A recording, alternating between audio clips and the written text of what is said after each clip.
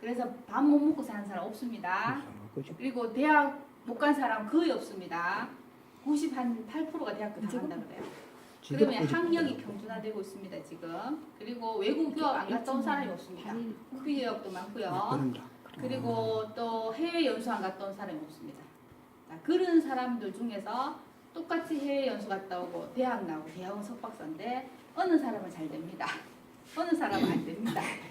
그러면 옛날에는 못 배워서 그랬다는 말이 많았어요. 그럼 내가 집안이 또 뭐 좀 딸려서 내가 학력이 없어서 그래서 내가 내 인생이 꼬이나 보다 힘든가 보다 그렇게 생각했었는데 이제는 학력이 평준화되고 경제적인 삶의 수준이 다 올라갑니다. 그러면 이런 보편적인 기준 아래에서 그 중에 잘 되고 못 되는 사람이 생기는 거거든요. 그때 되면 이제 명리에 대해서 돌아보게 되는 겁니다. 그럼 여러분들이 이제 지금은 사회적 인식도 낮고 또 그런 상황이지만 앞으로는 여러분이 명리 공부하시면 기본적으로는 여러분 본인의 인생에 대해서 돌아보시고 자식들을 자제분들을 챙길 수 있고 그리고 나중에는 한 10년만 더 지나도 명리 공부하시는 분들이 대접받는 시대가 올 겁니다. 지금 당장은 아니고요. 한 10년, 20년 후면. 그래서 지금부터 그냥 천천히 부담 갖지 마시고 천천히 공부를 해보시면 앞으로 남은 인생에서는 도움이 되실 거라고 제가 확신을 드립니다. 이게 물 넘칠 남자고 이게 술잔상입니다. 자, 아까 이제 우리 교수님 호가 유천이었습니다. 옹달샘이라고 그랬죠. 옹달샘 위에 옹달샘이 크기가 안 크잖아요. 양푼이 달할만 하든지 부피가 거기에 이제 술잔 하나 딱 띄운다는 뜻이거든요.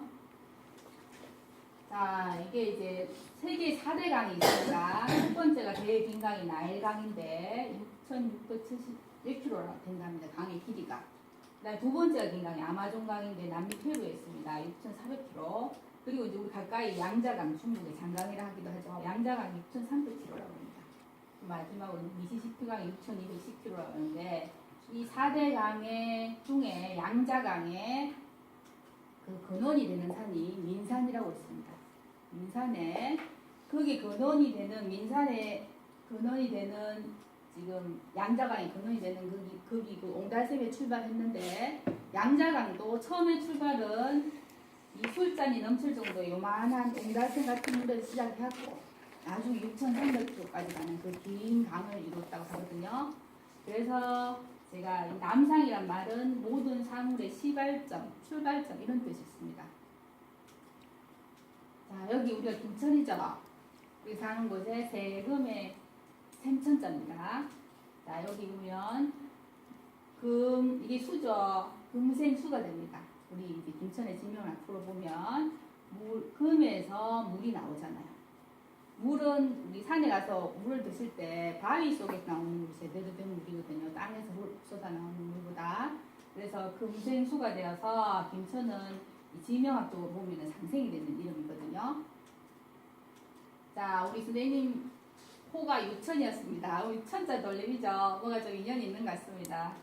그래서 제가 이제 김천에서 여기서 이제 제 강의의 기본 바탕은 유천 선생님의 강의입니다. 그래서 유천 선생님 사상을 바탕으로 해서 이제 올바른 명리학의 학풍을 이루는 기원이 되도록 남상이 되도록 한번 해보고자 지난 상반기 강의부터 해오고 있습니다.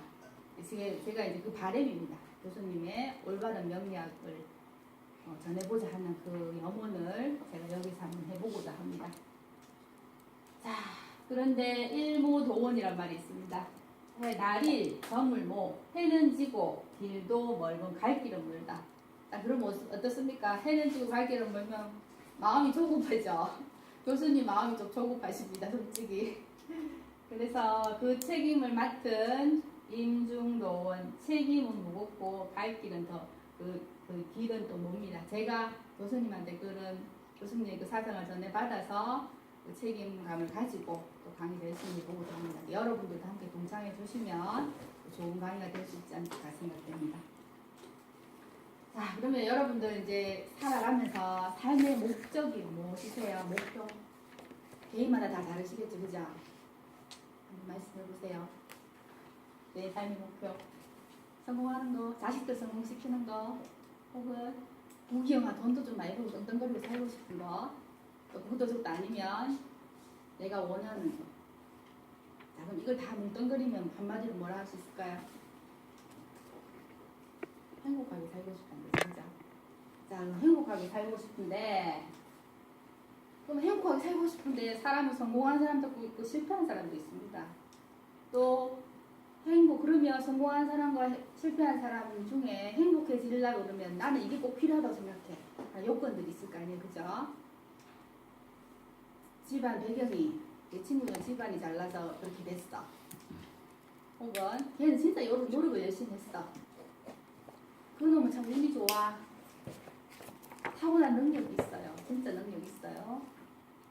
그 집 빼기 좋잖아. 자, 이런 탓을 하기도 하죠. 그리고 또 돌리는 탓이 한 가지 더 있습니다. 뭘까요? 내 팔자가 그래. 이런 말 한 번 해보신 적 있으세요? 자, 팔자 타령은 우리가 합니다. 자식들도 일 잘 안 될 때, 아이고, 자식 없으면 좋겠다, 이거죠. 무사진 상팔자. 또, 똑같이 노력했는데 잘 된 사람 따로 있죠. 또, 결혼을 잘 하시거나 어떤 계기가 되어서 행복하게 잘 사는 사람 보면 팔자 고쳤다 그러죠. 또, 근데 팔자 고친 것 같은데 또 몇 년 지나다 보니까 그게 됐어요. 그 자리로 돌아오죠. 그래서 팔자도 뭐 못 간다 이런 말도 하죠. 근데 또 보면은 위안을 삼점 내 팔자가 제일 좋지 이러면서. 자, 우리가 흔히 하는 말 중에 팔자 타령을 많이 합니다. 그러면 이제 여기 말했던 팔자랑 사주랑 이게 뭔지를 한번 알아보겠습니다. 개념 정리입니다. 자, 아까 교수님이 읊으셨던 그 사주의 주인공인데요. 음력 1946년 8월 6일 노시생. 이분의 사주를 우리가 천간지지로 뽑으면 올해가 지금 을미년이잖아요, 그죠? 그 간지로 뽑으면 이렇게 됩니다. 이렇게 되고, 그걸 다시 나열하면은 여기 병술년, 이 연주라고 그러죠. 연주, 병신, 월주, 무인, 일주, 을묘일, 시주입니다. 그래서 위에 부분은 하늘의 기운, 가불경정, 무희행신, 인계 중에 하늘의 기운, 정기를 나타내는 요렇게 정기를 나타내고요. 아래 부분은 자축이묘 진사오미 혹시 들어보셨죠? 띠를 나타내는 거. 그거는 땅의 기운을 나타내고 지지를 나타냅니다. 그래서 정관과 지지가 합해져서 연, 월, 일시 4개의 기둥이 생깁니다. 그리고 글자가 하나, 둘, 셋, 넷, 다섯, 여섯, 일곱, 여덟 개 나오죠. 그래서 이거를 4개의 기둥과 8글자를 해서 사주팔자라고 합니다. 이제 지난번 배우신 분들은 다 아시죠? 자, 그러면 이런 사주팔자를 가진 분이 이러한 인생길을 걸어가게 됩니다. 자, 이분은 화기, 토기, 목기, 금기, 토기로 이루어진 사주가 구성이 되어 있거든요. 이러한 분이 인생길에서 화기, 금기, 토기, 또 토기, 수기 이런 기운들을 만났을 때 어떤 작용이 일어나는가 그거에 대해서 얘기했었습니다. 여기 이제 지난번 공부하신 분 복습 의미로 이분은 무토 일주이신데 화기가 많고 여기 목기가 뿌리가 딱 있었습니다. 근데 모자라는 기운이 뭐였죠? 수기였어요. 그죠? 수기가 이 사람한테는 부인에 해당하고 재물에 해당하는데 이분은 수기가 부족해서 이 흘러가는 대운에서 수기가 왔을 때 좋은 작용이 일어났었습니다. 그래서 이분은 지금 30세 때 여기 보면 해가 수기운인데 이때 이 사법고시 합격을 하시고 쭉 흘러가서 그 다음 43세 때 이때 보면은 이제 신금기운이 왔는데 이 사람이 화기운과 토기운이 많아서 자기 기운을 빼주는 기운이 왔을 때 이 사람한테 도움이 되거든요. 그래서 이때 국회의원에 당선되셨고요. 이때는 낙선을 하셨습니다. 2번 낙선하시고 그 다음에 임대운 때 여기서 이제 종로 보궐선거에 당선되시고 그 다음에 임대운 왔을 때 반록의 기운이 왔을 때 이제 대통령이 당선되신 노무현 대통령 사주거든요. 돌아가신 날까지 쭉 풀이하면 이제 자기한테 필요한 기운과 또 과한 기운 왔을 때 차이점이 있습니다. 그거는 이제 강의하면서 자세히 보도록 하겠습니다. 자, 그래서 이 위에 부분을 명이라고 합니다. 명. 그리고 여기 살아가는 인생 길을 운이라고 합니다. 그래서 우리가 평소에 말하는 운명 운명이란 말이 여기서 나오는 겁니다. 운명이란 말 들어보셨죠? 자, 운명입니다. 그러면 우리가 이제 농담 삼아 얘기하죠. 운이 좋아야 될까요? 명이 좋아야 될까요? 둘 다 좋아야 되겠죠. 그런데 우리가 얘기할 때 운 좋은 놈 옆에 가면 뭐라 이런 말 들어보셨어요? 네, 그래서 이 운이 참 중요하다고 얘기할 수 있습니다. 자, 그러면 이 명은 차로 비교하셨습니다. 차. 자기가 어떤 차인지. 이 길은 도로라고 비교할 수 있습니다. 내가 타고난 명은, 자, 그러면 내가 타고난 명이 멋진 이 빨간 소나타인가 뭔지 모르겠습니다. 이걸 수도 있고, 또 조금하고 앙증맞은 경제적인 이 차일 수도 있고, 또 지프 차일 수도 있습니다. 방금 1톤 트럭일 수도 있고요, 또 세단일 수도 있습니다.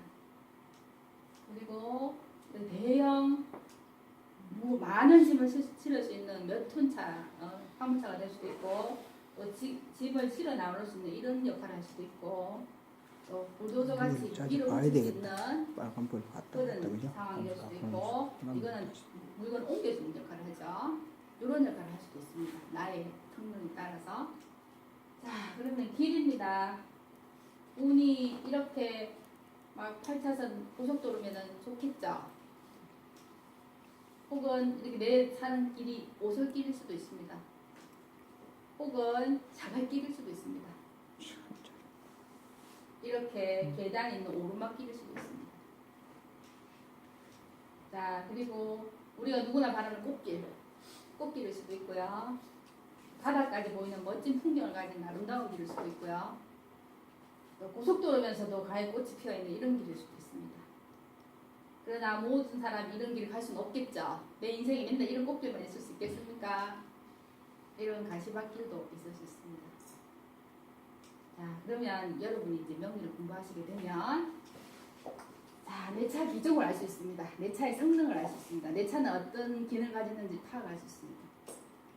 그리고 나의 길의 지도를 알게 됩니다. 여기쯤 가면은 장애물이 있고 여기쯤 가면 컵을 털어야 되는 그런 지도를 알 수 있습니다. 그래서 꽃길인지 가시밭길인지 알 수 있고요. 오르막길인지 고속길인지 알 수 있습니다.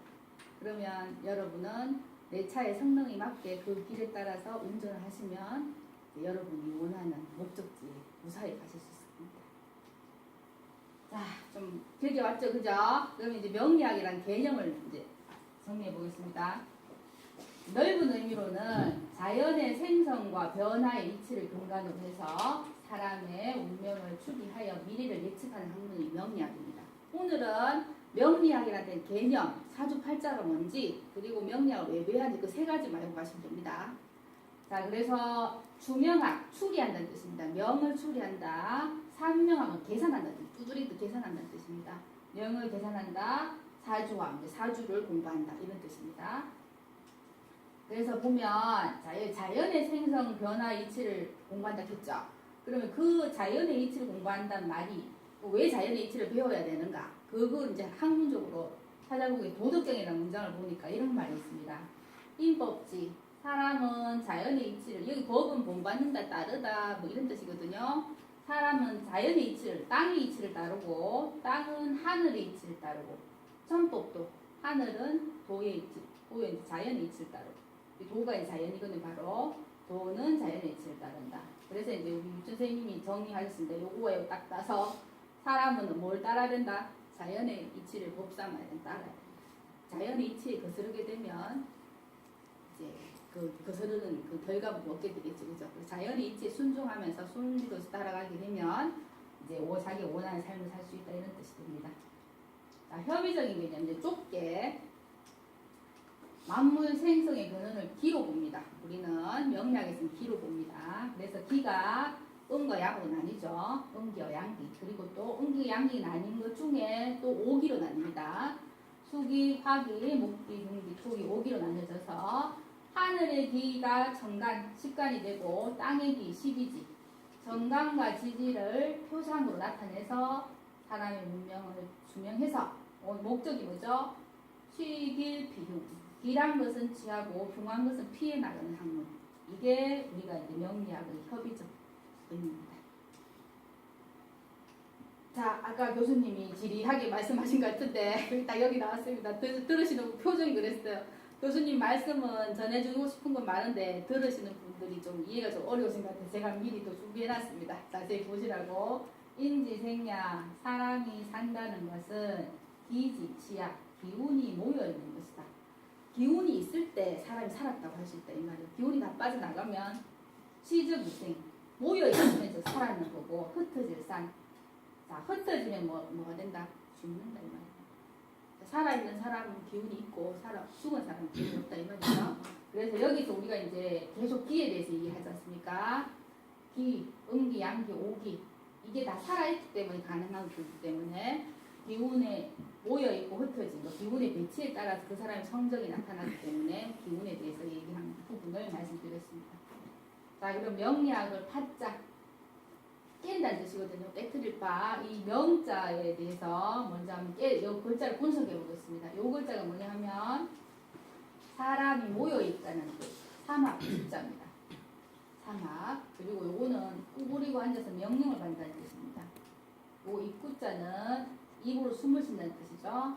그래서 요 명자의 의미를 분석하면 숨을 부여받다, 생명을 받다, 명령을 받다 이런 뜻입니다. 이 명자의 의미가. 자, 그 다음에 리자는요. 자, 이게 구슬 옥비언의 마을 리자거든요. 가곡갑의 흑투자를 합쳐진 건데, 자, 옥을 캐거나 다듬을 때 옥을 어떻게 캐야 되죠? 마구잡이로 캐면 옥이 다 상하죠. 옥의 결대로 캐야 됩니다. 자연의 위치에 따라서. 자, 갑은 싹을 의미합니다. 갑목. 싹을 의미하고 토는 땅입니다. 땅에서 씨앗의 싹이 발화되는 과정. 이 땅의 이치를 말하죠. 그래서 이 리자에 보면 자연의 이치라는 걸 알 수 있습니다. 그러면 명리란 말은 뭐냐? 명리 이제 개념이 나오죠. 명리는 목숨의 이치, 생명이 살아가는 변화의 이치를 명리라고 한다. 자, 그러면 이제 교수님께서도 언급해 주셨지만 제가 이 강의를 하는 목적이 있습니다.